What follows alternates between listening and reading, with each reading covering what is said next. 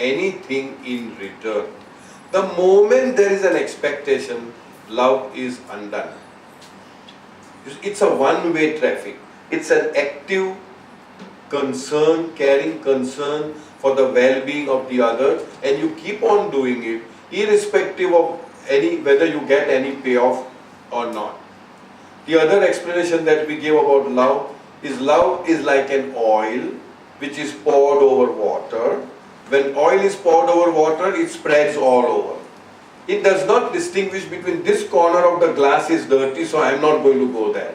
Or this is cracked, so I am not going to go there. It is unconditional. It is unconditional. Whereas anything other than love, it could be devotion, it could be lust, it could be infatuation, it could be anything, is like ghee. It coagulates and only directs itself in one direction. If you listen to me, then I love you. If you do what I tell you, then I love you. If you make good food for me, then I love you, etc., etc. So most of us, Baba uses a very strong word, have no love. We have got only lust.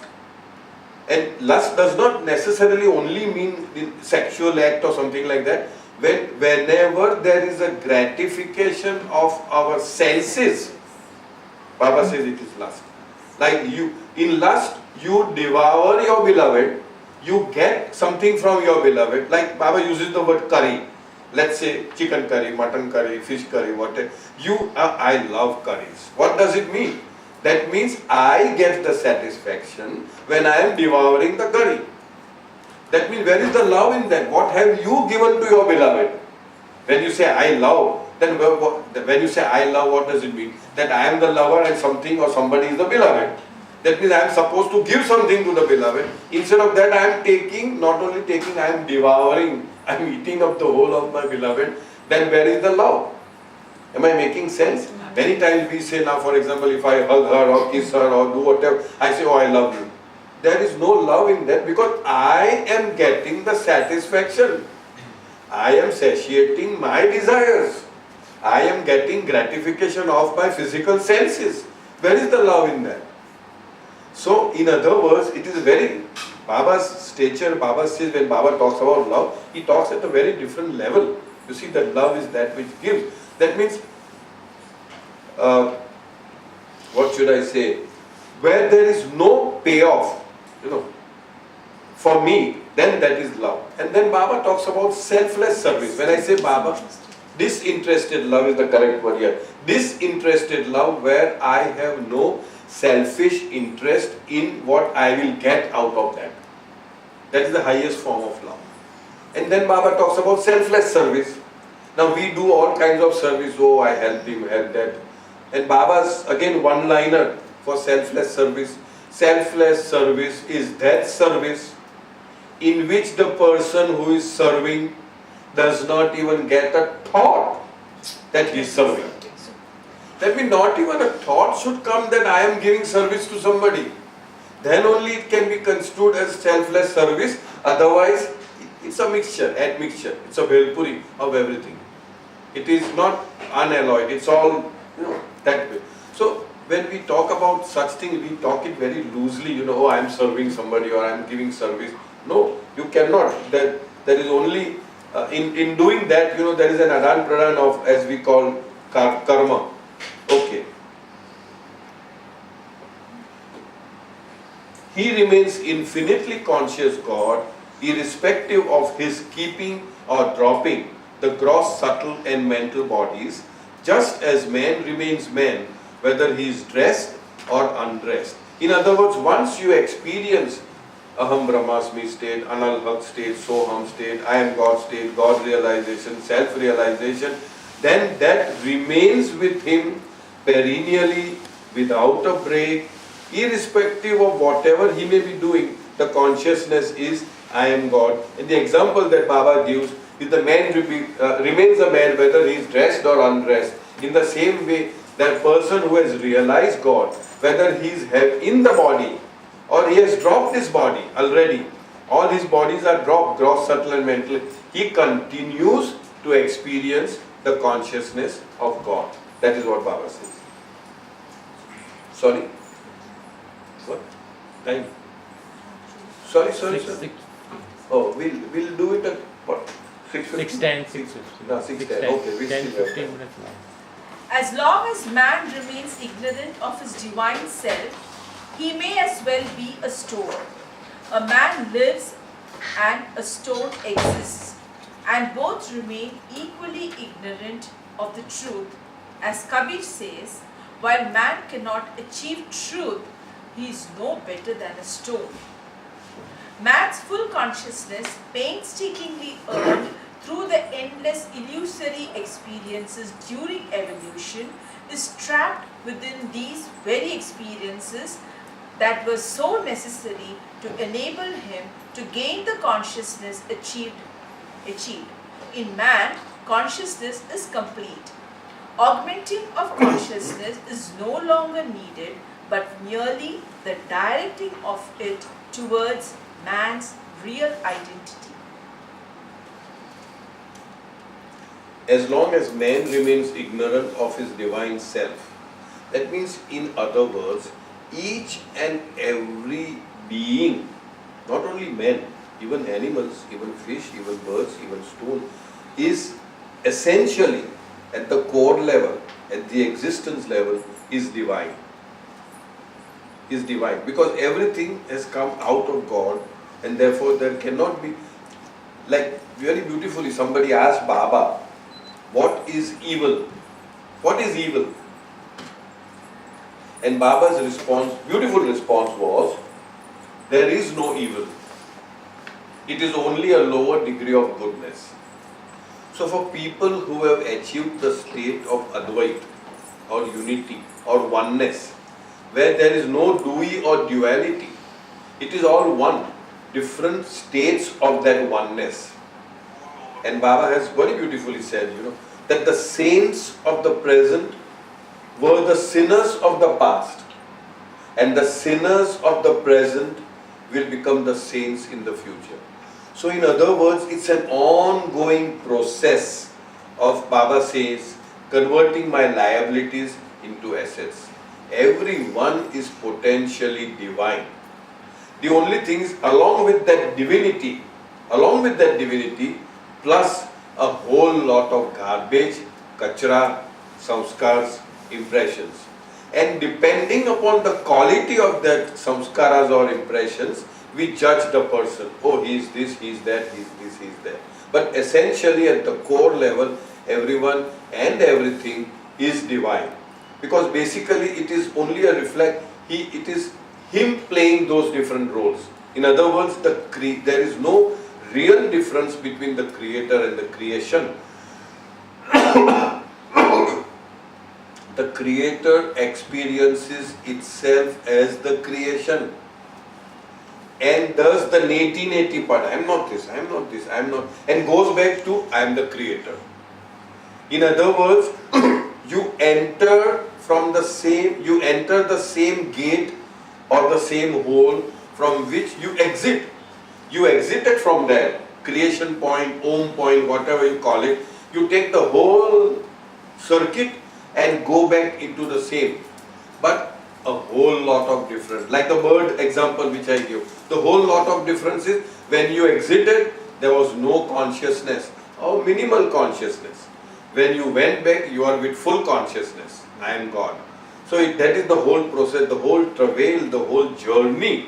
As Baba said, the whole so-called journey is the journeying from unconscious divinity to conscious divinity. The divinity is given. The divinity is the platform. The divinity is, what should I say? It just is. The divinity is there. The divinity is never lost. But it is unconscious, and then gradually there is consciousness developing. There is a gradual development of consciousness, and in the first human form, the consciousness is whole, full and complete. There is no further evolution, expansion, extension, stretching of consciousness after the first human form. It is complete. You can never go back to the earlier species. Like some people will say, oh, if you do something bad, then you'll be born as a donkey or as a monkey or as something. Baba says that consciousness is always progressive. It is never retrogressive, it is not regressive. So once having achieved full consciousness, that is complete. The will to be conscious, which started in the very initial stage, who am I, finds its fruition in the very first human form. But unfortunately, since I have travelled such a long journey, I have amassed a lot of debris, kachra, garbage, samskaras, impressions on my consciousness. So in the human form, what is required is not anything more further consciousness, but to direct that consciousness into the lane where I can experience the I am God state. So in other words, it's only the chopping off of the unwanted part, like the example which I gave in terms of the sculptor. So here Baba says, as long as a man remains ignorant of his divine self, he may as well be a stone. A man lives and a stone exists, and both remain equally ignorant of the truth. As Kabir says, while man cannot achieve truth, he is no better than a stone. In other words, Baba is emphasizing the importance of the human form. It is only in the human form that the Atma Sakshatkar can happen, that God realization can happen, that the experience of Aham Brahmasmi can be experienced only in the human form. Man's full consciousness, painstakingly earned through the endless illusory experiences during evolution, is trapped within these very experiences that were so necessary to enable him to gain the consciousness achieved. In other words, in order for the consciousness to evolve, it kept on gathering more and more samskaras or impressions. What are samskaras or impressions? They are the, what we call, in when a ship moves forward, you get a trail, we call it a wake, right? You were on the ship, no? A wake, we call it a wake. So that automatically follows. So when the consciousness evolves, you gather a lot of imprints or impressions, which Baba calls samskaras.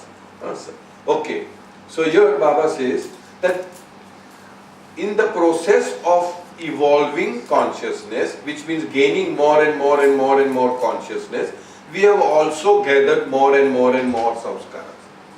And therefore, at the first human form, all that is required now is to remove all that kachra. Okay, I'll repeat this sentence.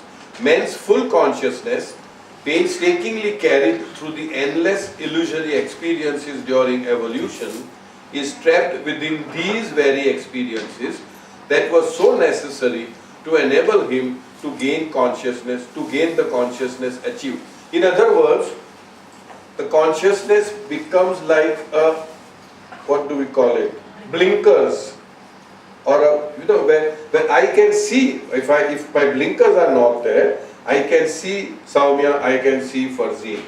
But if my blinkers are there like this, they are there, but I can't see them, they are there. This is the limiting factor. I can only see Shilpi and Shine, like this. You understand? So what has happened is, it is not that they are not there. It is not that I cannot, my vision is there, but it is limited because of the gathering of the samskaras. The more the accumulation of samskaras, the limiting is my view, like a tunnel view. And as we progress spiritually, and as our samskaras are eradicated or balanced out or experienced without inviting fresh samskara, the vision keeps on opening more and more. So here Baba says, augmenting of consciousness is no longer needed. There is no further augmenting or increasing or expansion or evolution or stretching of consciousness, because consciousness now is full, complete. Augmenting of consciousness is no longer needed, but merely the directing of it towards man's real identity. Man's real is in italics, which means man's real identity is not separate from God. But because of the existence of the bubble around the drop within the ocean, the drop identifies itself as other than the ocean, as separated from the ocean, as I am finite and the ocean is infinite. And when the bubble bursts, oh, Aham Brahmasmi. So blinkers are off. When the bubble bursts, Yeah, that's when the absolutely, But absolutely. till the bubble is there, that's Yes. when you are having the Yes, blinkers. yes. You have no, Yes. even though the consciousness is there, you cannot. Exactly. So even though the consciousness is there, you cannot. Baba gives another example, like this, of course, in a different context, like consciousness and unconsciousness simultaneously abiding. That when a woman is pregnant, the baby is there. The baby is, and the baby is, everything is quite completely developed. That means the eyes have developed. The eyes have developed, but it is not able to see. Yeah. So that kind of having consciousness and unconsciousness simultaneously, when Baba talks in different books, where he talks about that. So in other words, in the very first human form, the probability, the potential to realize I am God state is there. But because of the existence of the blinkers or the samskaras, it takes so many lifetimes to remove the kachra. And the easiest and the best way of removing it, Baba says, hopefully, when we breathe our last, when you take any divine name, take the name of Allah, take the name of Baba, take the name of Rama, take the name of Bhagwan, take the name of Prabhu, take the name of Ishwar, take the name of any of the perfect masters. Now, that means the name has such a power, the name has so much of potential that the name helps. Now, before you came in, most of you came in, Farzin narrated some incidents, where when you remember him, whosoever you believe in, with all your heart, then it really takes a different shape. I've seen people, so many people experiencing so many different things. I'm just again digressing. We still have a little time. This has nothing to do with what we are reading. But somebody was doing a little bit of occult, like calling the spirits and all that, which of course Baba has never advocated and never. But somehow a very devoted Baba lover happened to be in that place where she did not want to be. And then somebody was going around and answering questions and stuff like that. And she in her heart said, Baba, I don't want to be, I don't want to be asked, I don't want anything to happen.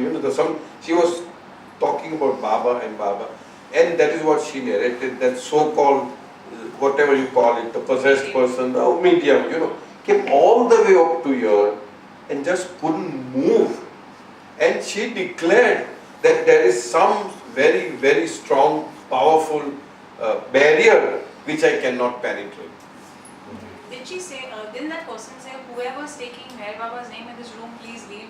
Because That was a different, that was another another story. I don't know This, that yeah, story. that was another. Why please leave? I mean, that Baba's name was so potent that it was not allowing that medium to function as a medium. As a spirit, it wasn't allowing only. Not allowing.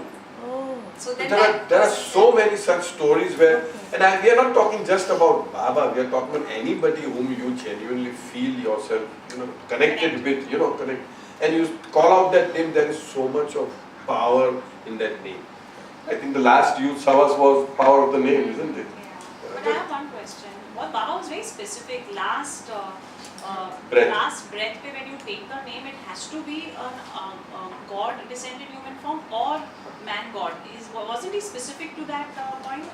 This is the understanding, yes. Yes. Yeah. So as in Or even not only human form. See, Allah is not a human form. No, God. Or Ahura Mazda is not a human. No. This is, Acha, okay, see, there are, okay, see, you there mean- are, see, there is this, Formless and informless. God beyond state and what is that called? Formless is called what? Nirgun Nirakar. It could be Nirgun Nirakar, means attributeless and formless. formless. Or it can be Sagun Sakar. It can be God, which is Nirgun Nirakar, or it could be Jesus, which was Sagun Sakar, or it could be Ahura Mazda Ahura Mazda is or Zoroaster, formless, and Zoroaster is form and form, informed. or it could be Allah, or it could be So Muhammad. these three things he specified. It could be No, it could be formless, formless, it could be informed God-man, God-man, or it could be informed man-God. not anybody else. Not other than that, it can't be a Now again here also, like a saint. no, of course saint, no, saint no, Man God is for definitely saint no, So suppose if Because a person has faith, a master, like a living master who they no, follow. no, according to me no, Okay. for a simple reason that when he himself has not got it, how can he help somebody else get it? Right. This is my understanding. But again, what we are discussing, it is not like categorized in one place. Okay, Baba said this, all the. But this is the understand. This is what we understand. Sure. So, okay. So what I was trying to say is that it is so important for us. We still have time to be focused on either the form or the formless in whatever we do in our life all the time, so that when the time comes, right time comes, the last moment of breath, we are able to take his name and think about him, and then the Baba says there is no punarjanam for that. You experience a state of infinite bliss, what we normally call moksha or mukti or salvation or liberation, where that particular soul is just liberated from the rounds of births and deaths and experiences infinite bliss eternally. So that is the reason why the human form is so important, that we can use that intellect, we can use that capacity to take his name, to remember him when we breathe our last. You can complete that, and then what Baba said is, but at the dying breath you will not remember to take Yeah, that is, see, Baba says it is difficult to remember me when your end approaches. Then he says start practicing from now on. It's very important. Now again we are digressing again, but it's worthwhile.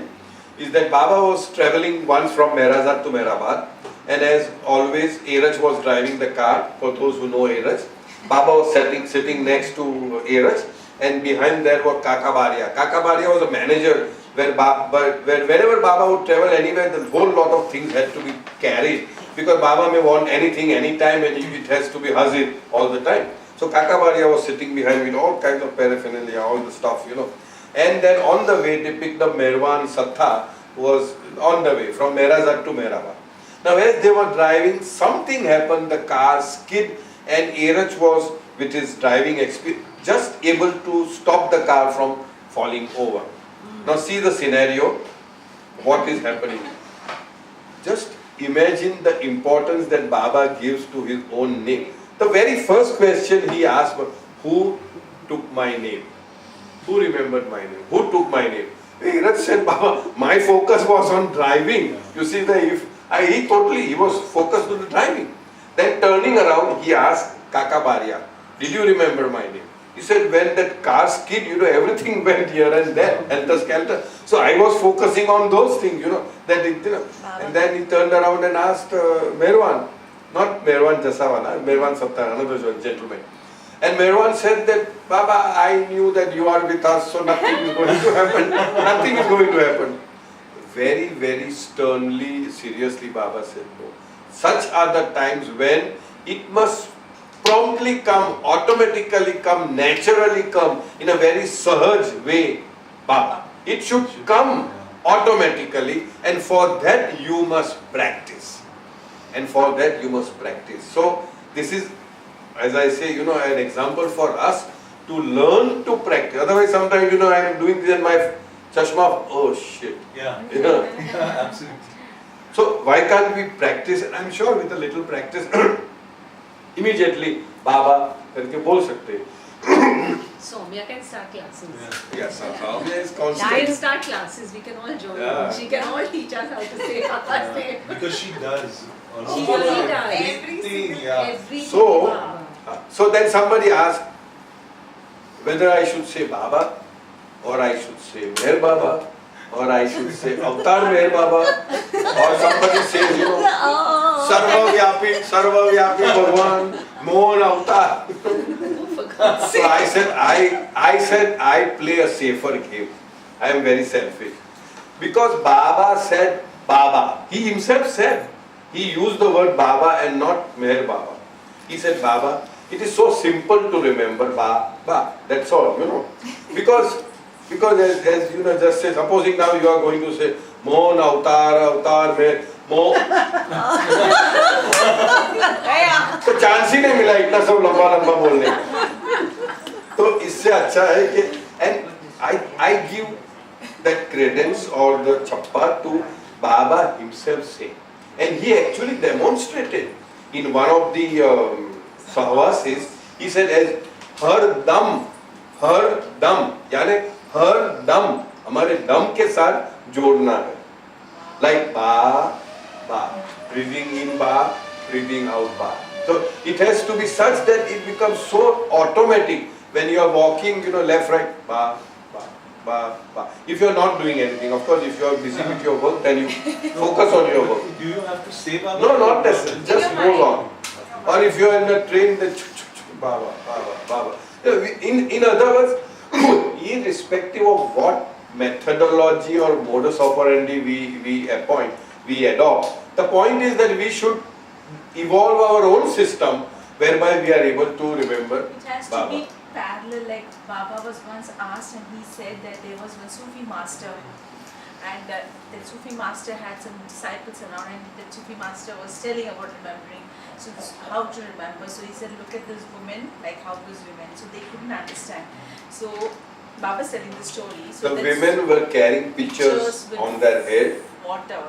So Baba says, look at them, they're giggling, laughing, making fun, but all the time their attention is on the pitcher that it doesn't fall, not a drop falls. So like that, we should do all that our karmically where we are placed, we perform, but all the time having that at the back of your mind. Irrespective of what you are doing in your outer world, in the inner, you need to practice that. And if we can practice it, then nothing like it. And it I- has incredible power. Those who have experienced Oh just yes, saying, undoubted. just thinking of him, saying his name, and then you just suddenly see how Something, things just yeah. transform, Yeah. which otherwise before you thought of him, it was seeming impossible. I remember Baba's nephews, Rustam and Saurabh, we all know. So they were small, and Baba had told them that you must take my name. You know? So they were the ones who narrated this, you know, and they are very, very witty, we all know them. So they are both sitting and they both look alike, and generally they dress up also the same, you know. So Baba once called them and said, are you taking my name? Both said, yes Baba, we take your name. Okay, tell me, how do you take it? Both of them start. Is that how you take it? Is this the way to take it? Baba also had a hearty laugh and said, okay, now I am teaching you. And this is what they said. Like a maestro, you can say orchestra, conductor, you know, he said, ba, ba, ba. Baba actually did that. Ba, ba, ba. And they narrated that this is how Baba taught them in that rhythm. Ba, ba, ba, ba, like that. And so once we practice it, you know, I think it's not so difficult. And what's the harm in trying? I mean, nobody is going to come back and say, oh, I had mukti or not had mukti. That's a different story. That's a different story.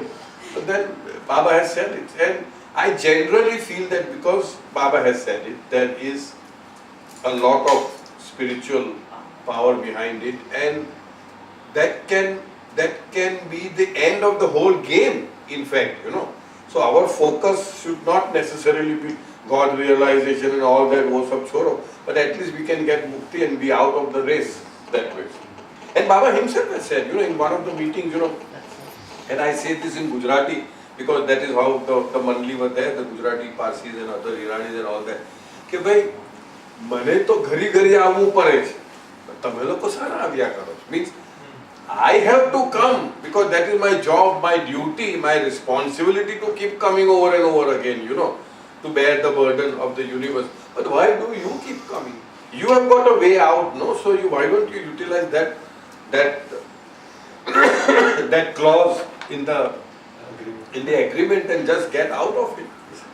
Okay. I'll just read out the last one. Is it? Did you read this only? Should we keep? I think we'll finish the chapter so that can I read it so that there's no second reading because Rakesh is there, no? Or is he Rakesh gone? is setting it up. Okay, He's okay. still getting it ready. I'll just read it so there's no double reading. It's pretty much done. Only in the human form is it possible for life to attain its final goal. Only in the human form. Just see the importance of the human form. As somewhere it is said, that we are made in the likeness, and the image and likeness of God, which is to realize the all-pervading and infinite divinity. What is the goal of life? To realize the all-pervading and infinite divinity.